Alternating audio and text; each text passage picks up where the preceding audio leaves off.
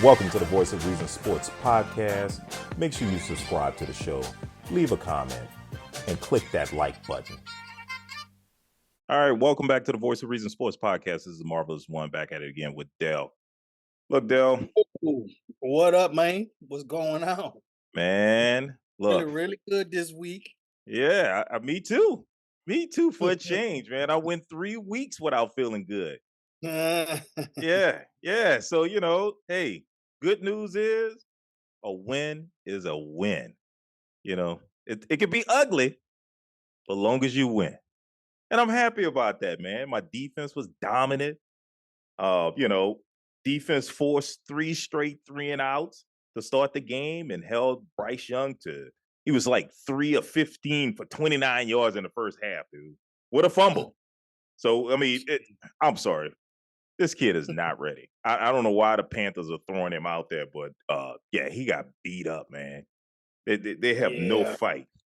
Yeah, and the other good news is the conventional running game for us was back.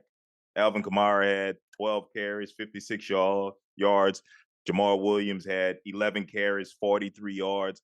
All good, nice yards, close to 100 yards rushing as a team, as a duo. That's what we want. We don't want to overwork our running backs. Then we had a Jimmy Graham sighting. Jimmy Graham, yeah. He's been inactive. Touchdown in the last 3 weeks. He had one 2 weeks ago as well. He had a touchdown. I think he had another one 2 weeks ago. Something like that. He hadn't had a touchdown since the game against Green Bay, like the second or third game of the season. Yeah, Jimmy Graham has been inactive. You sure he didn't have a touchdown earlier this year, like 2 weeks ago? No, not like 2 weeks ago. I'm talking about like the third game of the season against the Packers. Oof. Well, you know what? I think you're right. He did have a touchdown.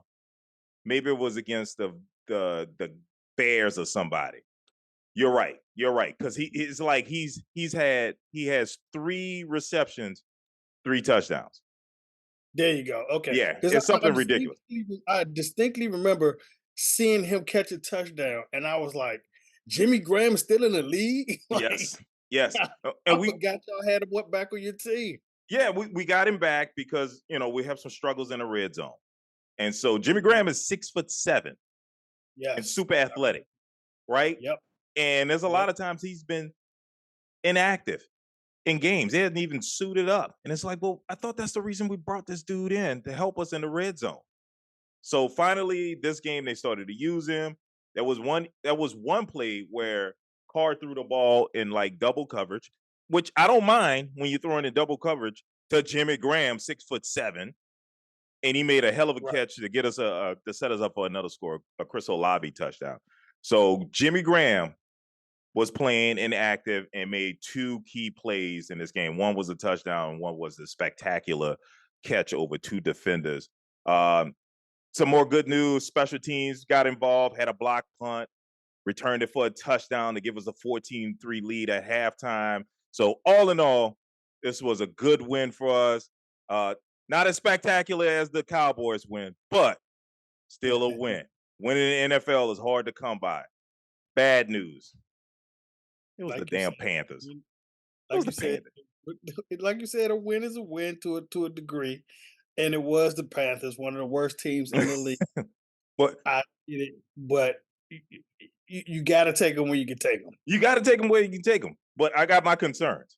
I mean, looking at this, man, Bryce Young is not that good. He just, I don't know. I don't know if the kid will get better, but he just did not look good. But Derek Carr had 37 yards passing with 8 minutes left in the fourth quarter. He finished the game 18 of 26 for 119 yards, and 50 of the yards came on one play late in the fourth quarter. Wow. So, it's and then there was a point in the game where I think he got sacked or he threw an incomplete pass, and the center, Eric McCoy, almost wanted to fight him on the field. And this is starting to happen way too often for the Saints. There was a situation where Chris Olave was about to fight him out there, or he was yelling at Chris Olave. Michael Thomas is tweeting, during the game, so-and-so was open. calling him out on Twitter or X or whatever the hell you want to call it. Yeah, it's just been all kind of bad situations. He came off the field yelling at Pete Carmichael, the offensive coordinator, one game. This is looking very toxic for us, man. I have my concerns. I'll let you know what I pick when we play the Giants. I mean, the Giants are rolling right now, so I got my concerns, man. Are they ever? Oh my goodness. Yeah. Whew.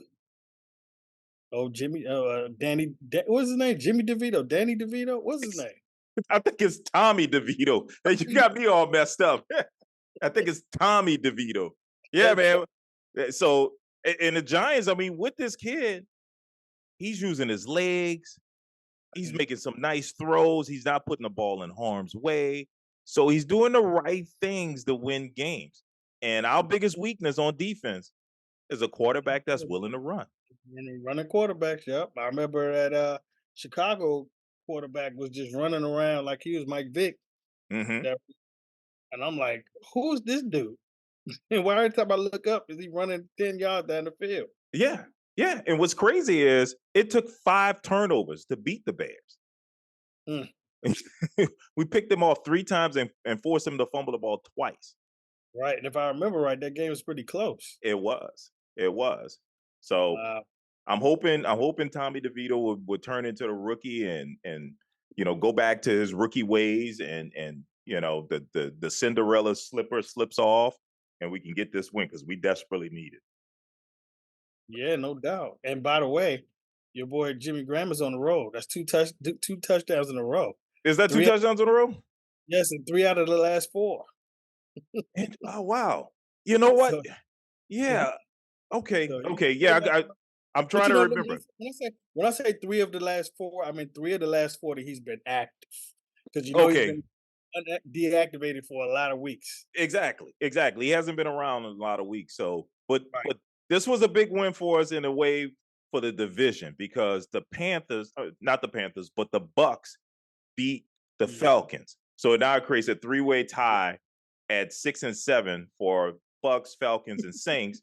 But the problem is we lost to the Bucks and Falcons, so we're third in the division right now. So we got to win out. So things are lining up. Absolutely. We just got to take care of business. Y'all all tied at 6-7, and somebody's still winning that division. Somebody's leading that division right now at 6-7. At 6-7. Yeah, the Bucks are leading the division at 6-7. And the crazy part about it, I got to start giving the Bucks some respect because the Bucks actually have a tough schedule. They're playing with a first place schedule from the previous season.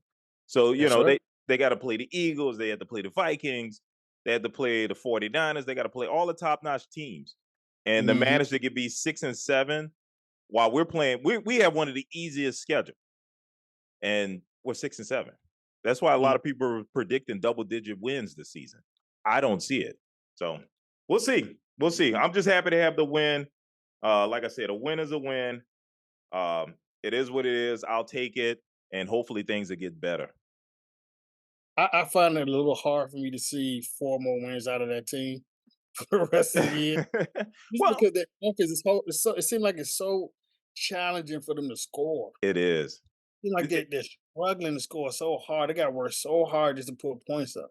it is such a struggle, man. And it's like even this game, the running game was working well, and they were using it in the first half, and then it just completely went away from it. And it was like, wait, why have we stopped using Alvin and why we stopped using Jabal? We were getting somewhere with this. The weakness to the Panthers defense is their run defense. You don't want to pass against them. They're one of the best pass defensive teams out there. I mean, even though Derek Carr is not that good of a quarterback, he's going to be even worse against a team that's good against the pass. How you feeling about your boys? Man, so, uh, of course I'm feeling great. What can I say? They did everything I thought it was going to happen. I mean, besides, I thought it was going to be a closer game. Of course, I didn't think we was going to like completely dominate them like that, but I thought we had a chance for it to be a little bit lopsided on our side. Like I said, they were just coming off that San Francisco game where we clearly saw they got beat up. They got beat up bad. Um, Jalen was looking a little gimpy. I mean, we beat them on every facet of the team. We beat them Hmm. special teams. We beat them on defense. We beat them on offense. I mean, it was just a complete package game. Proud of my boys. Uh, they now lead the East, the NFC East. Problem is that Philadelphia still holds their destiny in their own hands. And Mm, so if they went out and we went out, we got the same record right now. But if they went out and we went out, they're going to get the NFC East. mm. So still need a little more help. Still need a little bit more help. But the three of the teams that they got left are the Giants twice, Seattle, and Arizona. The Giants have obviously been improving Right, right, recently, and I hope that they could do something kind of similar to what Washington did, keep that game close, and then maybe they could steal one. right, right. So But they got the Giants twice, they got the Giants twice. They and the got the Cardinals and the Seattle Seahawks. okay, all right, yeah. I was wondering. I know everyone has like 4 games left.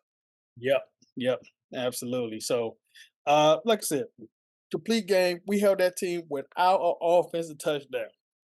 So everybody talk about how great their offense was, and how leaky our defense was against Seattle. And we shut them down. We completely shut them down. They had the only touchdown they scored was on defense when Dak gave him a gift, and he fumbled a stupid score. I saw that. I saw that it was a I was fumble. about to be furious at Dak because I was like, "Don't give him no momentum. You just gave them momentum. You'd have made the game a lot closer." They stop us and they get a touchdown. They right back in this game. It Mhm. just was not a good look at that time. But fortunately, we were able to pull it out. And another little silver lining on there. I mean, we found our bona fide kicker, man. We actually have a kicker. I mean, this dude he's been kicking flawless. I mean, he has a boot. He kicked it from 60 yards, and the next kick was from 59 yards. Both of them right down the middle and with room to spare. I mean, he could have kicked those at 59. He could kick them for 60, 65, 66 yards. Easy. He had room to spare on those kicks. But we found ourselves a kicker. And if you can get to the 40-yard line and still come away with some points, you got a hella advantage over a lot of teams. Right, You got a right. hell of the 40-yard line and you're not afraid for your field goal kicker to kick a 57-yarder, you have a hella advantage over a lot of teams. Yeah. And he has proven that he could do it. Mind you, he's kicked 30 straight field goals without a miss. He has not missed a field goal yet. And he's a rookie. So he has not missed a field goal yet. He holds the record for the most consecutive kicks as a rookie kicker to That's not miss a kick. right. So that's an NFL record. And yeah, that's just another silver lining on that game. I mean, he's been doing it all season, of course. And with that said, I will say that is with a caveat. He has missed a couple extra points. Oh, how do you miss the extra points? What's up with that? I don't understand it.